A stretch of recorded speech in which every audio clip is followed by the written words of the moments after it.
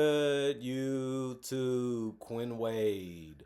Coming to you with that instant basketball analysis on Analysis Playground on YouTube, exclusively on air forever. And we're going to talk about how the Chicago Bulls ended up beating the short-handed Cleveland Cavaliers 136 to 125. The Cavaliers are now 15 and 14 and 9 and 8 at home. That's not a good record. They only one game above 500 right now. The Bulls are 3 games below. 12 and 15 is their record. They're 5 and 9 on the road. Both teams was really going at each other. It was a real good game from start to finish. 32 to 32 in the first. Chicago did win that second quarter, 34 to 23 though, and then they also won. They ended up losing the third quarter, 44 to 35, to keep the game close and competitive. And Cleveland was able to regain the lead in that quarter. But the Bulls went 35 to 26 in the fourth quarter, and they was able to finish off the Cavaliers by 11. Isaac Okoro was the only starter to not get in double figures in points, and he finished with 3 in 20 minutes. He made a 3, and then he missed his other two-point field goals and went 1 of 3 from the field. He had 2 rebounds, 3 steals, and a block. If he's not shooting a 3 or driving, he's trying to play defense. He did a good job of getting things to go his way there with the 3 steals and a block, but he also had no personal fouls, so that's tough to do, but he was able to do that tonight. He also had 1 offensive rebound with a -14 and plus minus.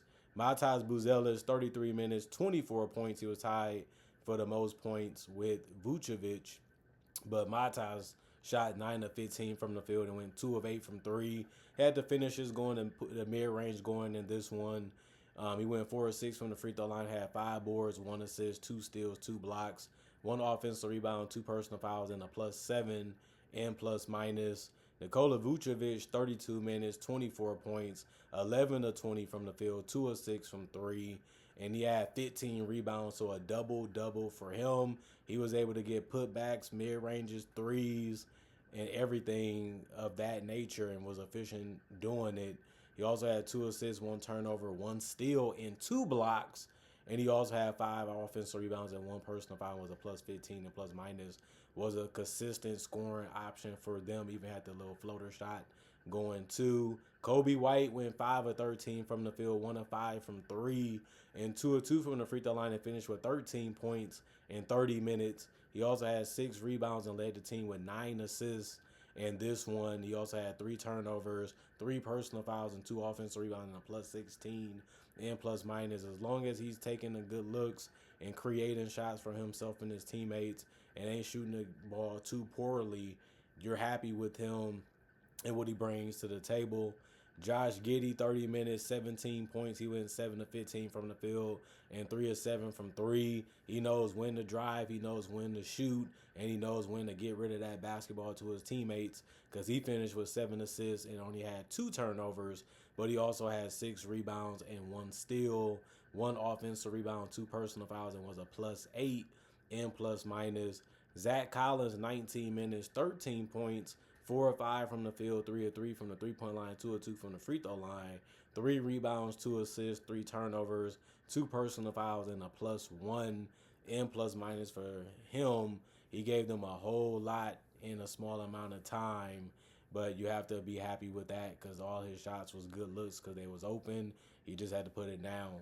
Jalen Smith, 15 minutes, 4 points, 2 of 4 from the field, 0 of 2 from 3, 4 rebounds, 1 turnover, 1 offensive rebound, 1 personal foul, and a +9 in plus minus.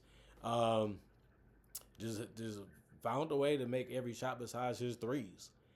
And that was something that he actually been doing good this year, but it just didn't happen in this one. But he also had a good amount of rebounds, too, for the minutes he played. Patrick Williams didn't score because he missed his only shot and made no free throws because he took none, but he also had an assist and was a +4 and plus minus.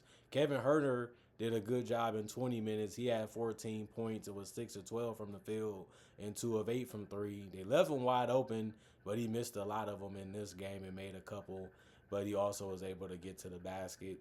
5 rebounds, 3 assists, and he had 2 steals, 1 offensive rebound, 1 personal foul, and was a -7 and plus minus. He had the most rebounds off the bench, and he also was tied for the most steals with Trey Jones, who had 2. But he also had 6 assists, which was the most off the bench. And he also had the most points with 16. And he was 5 of 7 from the field, 2 of 2 from 3, and 4 of 4 from the free throw line in 22 minutes. He also had 1 rebound and 1 personal foul, and was a plus 18 and plus minus. He's so fast, so quick, but he's also a decent shooter, and he also good enough to get to the basket for those open opportunities there. And Ayo Dosunmu took wide open shots, went 3 of 7 from the field, 2 of 5 from 3, and also played 14 minutes and had 8 points and shot 0 of 1 from the free throw line with a rebound, 3 assists, a steal, 1 offensive rebound, which was his only one, and a personal foul was a -2 in plus minus. And they shot 53 of 102, 52% from the field, 18 of 47, 38% from 3, 12 of 15, 80% from the free throw line, 48 rebounds, 34 assists, 12 turnovers, 12 steals, 5 blocks, 13 offensive rebounds, 35 defensive rebounds, and 14 personal fouls. Wow, the Cavaliers stayed in the game. They ended up losing this one by double figures, as they couldn't really slow down the Bulls enough, and they also couldn't score enough points when it mattered in those crucial possessions. Dean Wade finished with 2 points in 28 minutes. He was 1 of 4 from the field and 0 of 2 from 3. He had 5 rebounds, 1 assist, and was a -11 in plus minus, and had 0 personal fouls. Needed a lot more out of him. The rebounds helped, but the scoring was needed too, and he didn't give him enough of that. Jared Allen did a good job passing the ball in this game, but he also finished with 14 points in 30 minutes and was 6 of 9 from the field and 2 of 2 from the free throw line. He had 12 rebounds too, so he finished with a double-double, as he should, because he was the only big out there. He also had 1 turnover, 2 steals, and a block, with 4 offensive rebounds and 2 personal fouls, and a -8 in plus minus. He had to man the paint and just be physical down there and use his length and quickness, and he did that in this one, and it was working. Darius Garland had to shoot crazy in this one. He took 27 shots. That was the most on the team. He also played 33 minutes. That was actually the most on the team, and he finished with game-high 35 points. And if he didn't do that, they would have got blown out by even more, because he was literally trying to find a way to keep them in the game, and he was able to be good enough to do it a little bit in this one too. 6 of 12 from 3, 3 of 3 from the free throw line, 8 assists, 4 turnovers, 2 rebounds, 1 steal, 1 offensive rebound, 1 personal foul, and +3. He had to pull up 3 going, the layups going, the floaters going. He just a fast, quick, heady guard, and it was working throughout this entire game. They couldn't really stop him or slow him down. They just had to put him in situations where he had to make the shot. Sometimes he made it, sometimes he missed, but he did a good job in this one. Jalen Tyson, he went 4 of 10 from the field, but missed every single 3 that he took. All 3 from 3, 1 of 1 from the free throw line. 26 points, 5 rebounds, 1 assist, 5 turnovers, 1 steal, 1 offensive rebound, 3 personal fouls, and a -1 in plus minus. Tyrese Proctor, 27 minutes, 16 points, 6 of 15 from the field, 3 of 8 from 3, 1 of 2 from the free throw line. He ended up making some really tough shots and also missed some easy ones too. And this one, to show you how hard jump shooting can be.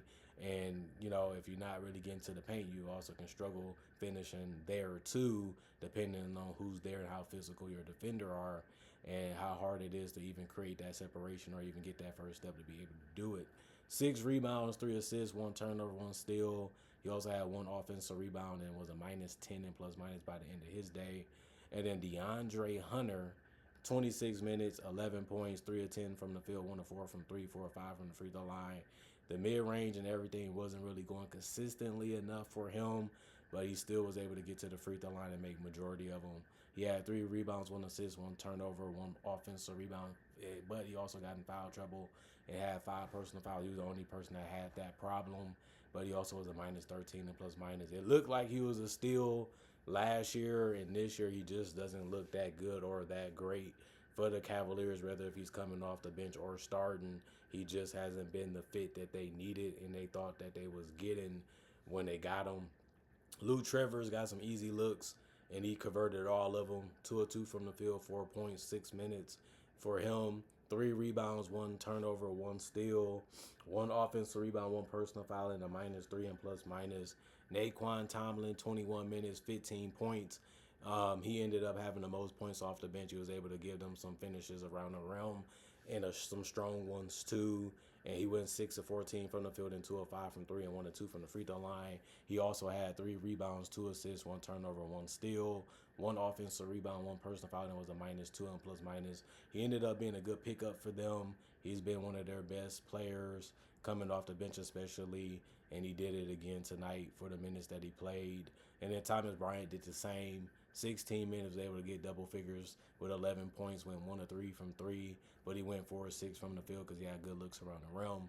He also went 2 of 2 from the free throw line and had 4 rebounds, 2 assists, and a steal, 1 offensive rebound, 2 personal fouls, and a +1 and plus minus. And then Lonzo Ball actually had one of his better games. He played 28 minutes, which was the most off the bench. He finished with 8 points. He went 3 of 4 from the field and 1 of 2 from 3 and 1 of 2 from the free throw line. But he had 8 assists, which was the most off the bench. Everybody off the bench had a rebound or more also, and he also had a turnover and 2 steals. Most of the people off the bench had a steal or more beside DeAndre Hunter. He also had 2 offensive rebounds out of the 3 that he had and 2 personal fouls and was a -11 and plus minus. Other than that, they shot 48 of 101. They took 1 less shot than the Bulls, and they made their shots at 48% compared to the 52 of the Bulls. The Bulls won that one. They also shot less. They didn't shoot as good from 3, 14 to 39, 36% from 3.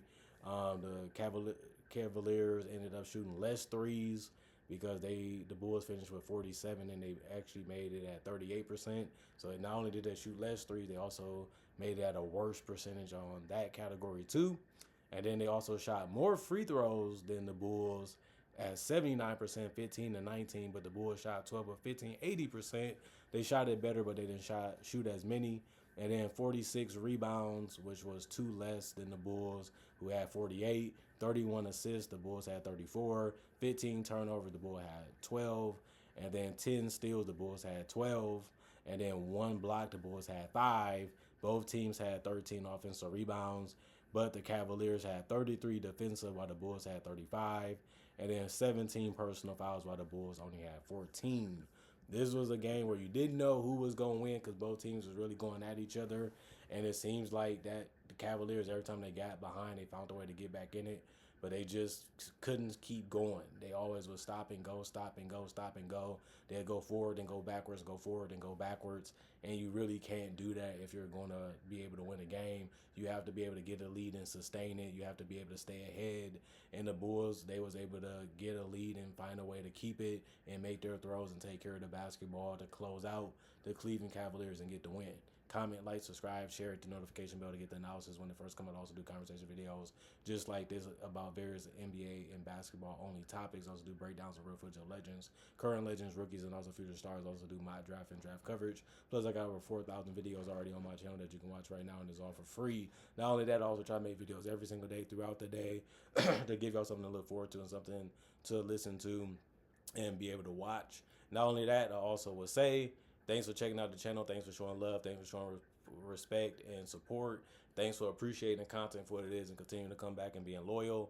And thank you for the new people that checked out the channel and love and enjoy the content already and can't wait to watch and see more. Other than that, y'all stay blessed up. Y'all stay good. Peace. And I'll see y'all hopefully later today with more analysis.